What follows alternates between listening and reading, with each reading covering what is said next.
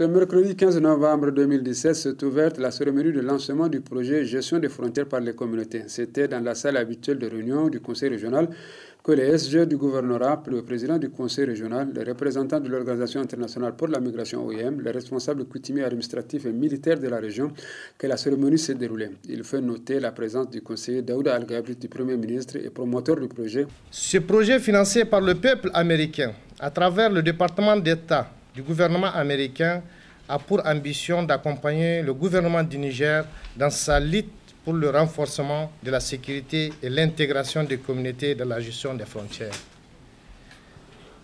Il s'inscrit dans la continuité du projet mené dans la région de Difa et celle de Zinder.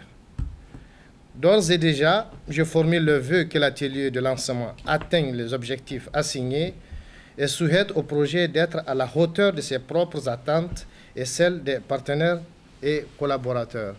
Plusieurs orateurs ont pris la parole pour citer l'importance de l'activité pour la cité d'Agadez.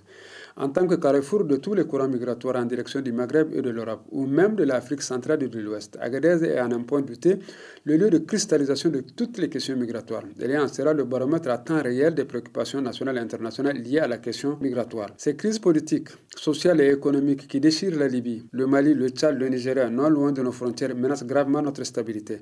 Elles nous imposent une alerte permanente, rien que par les présenteurs des questions migratoires qu'elles sécrètent, des questions migratoires dont les dimensions sécuritaires bousculent nos prédispositions humanitaires.